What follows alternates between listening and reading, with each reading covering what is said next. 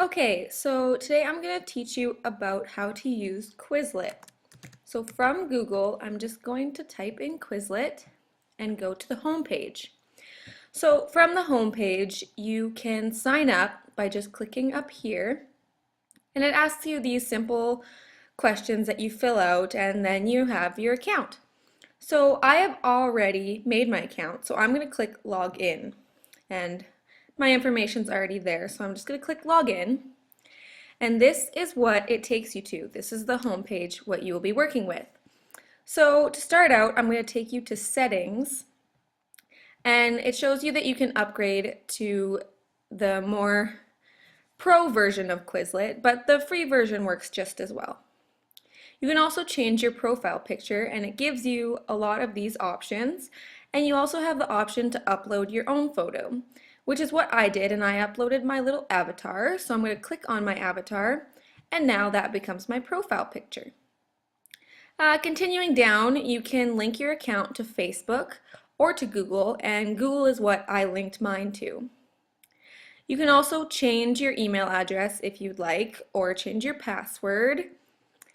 Even your username you can change, so lots of variety. You can also choose what emails you want, and I don't want to get emails, so I'll just click that and save. Then you can also choose who's seeing you when you're studying, but I'll just leave that to be online. And finally, if you want to delete your account, it's easy as a click of a button. Now that we've gone through the settings, I'm just going to scroll back up and I'm going to go to your sets. So from here it just shows what sets I've made, and it also shows how many terms I have in each set. You can organize your sets even further by creating a folder. So I'll just do that now. So I'm going to call this folder Language Arts. And you can also add a description if you like, but that's optional. So I'm going to create this folder, and it says this folder has no sets. So I'm going to click add a set, and then it shows you the list of sets that you have. So I'm going to choose Romeo and Juliet study cards because that goes into language arts. So I'm just going to click add, and then you can kind of see that it's been added. So I'm going to click X on this, and you can see that it has been added to this folder. And on the side it says your folders and shows that I have one called Language Arts. If I want to create another one, I just click this. I can also edit or delete this folder if I want, or I can share it and also study this folder. If I click on that, it gives me the options of how to study it, but we'll talk about that later. There's also the option to join or create a class. So I'll click on that now. And it says enter a class or school name. So I'm just going to call it Kelsey's class. And I'm going to create this class. So from here it asks you for a description, but again, that's optional. What isn't optional is that you do need to enter a school. So I'm going to put in, I'll just choose Hat High and pretend that that's where it's from. So I'm going to create class, and it says this class doesn't have any sets yet. So like the folder, I'm just going to click add a set, and I'm going to say for this one I want the Canada provinces and capitals, and then I'm just going to click done. So now you can see that in this class I have Canada provinces and capitals.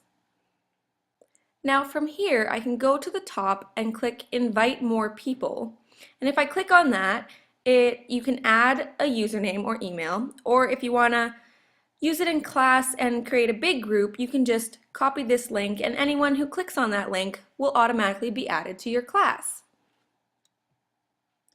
You can of course always edit your class, or there's a bunch of class options that you can use. So on the side we can now see that your classes, I have my class, and your folders, I have my new folder. So now I'm going to show you how to create your own set. So you go to the top and click create a set. So I'm going to click on that, and it takes you to this screen. So you have to choose a title, and for my example I'm going to choose the 5 senses as my title. Now the default settings is visible to everyone and editable by just me. So if I click on this, I can change it so that it can be viewed by certain classes, people with a password, or by just me. And also editing only by certain classes, people with a password, or just me. But I like these settings, so I'm going to keep them. So now I'm ready to create my flashcards. So I'm just going to click English first so you know what language I speak. And then the left column is your terms and your right column is the definitions. So over here I am going to type in hearing. So then my definition of hearing will be, what sense do you use when you are listening to music? So this is what will show up on one side of the card and this is what will be on the other. So for this I'm going to type in sight. What sense do you use when you are reading a book? Okay, so now that I have two, that's enough, and I'll create this. So you scroll to the bottom and click create. So then it shows you the overview of what your cards look like. So I have hearing, and then the definition, sight, and then the definition. So you can click this button to add or remove terms, and you can also click edit and go back to this stage. Now this button right here, if you click it, it switches the terms and definitions around. Just in case you type in the wrong area, you can easily switch it. So I'm going to switch it back and click done again. And so from here, there gives you a lot of options at the top on how to study these questions. So if I click on flashcards, it's going to show up like this. And so here it says hearing, and I just click to flip, and what sense do you use when you're listening to music? So in this case, I would probably want it to be the opposite way around. So I would just go back to edit and click on this. And then if I click done and back to flashcards, it shows me the question and then I click and there's the answer. So like I said, it's really easy to edit if you end up typing in the wrong area. And then if I want to go to the next card, I just click this. So what sense do you use when you're reading a book? Sight. So that's pretty easy. Moving on to learn, if I just click on this, it gives me hearing and then I have to type in the answer. So for this, I'm going to go back to my sets and I'm going to click on Canada provinces and capitals so we can play around with that one instead of the senses because that one only had two cards. So here I'm going to go to learn and here it says capital of Yukon. So then I would type in the answer and click answer and it would come up. Speller, Winnipeg. See, it says it and then I type it in if I spell it right. There. Toronto. So this one says Toronto.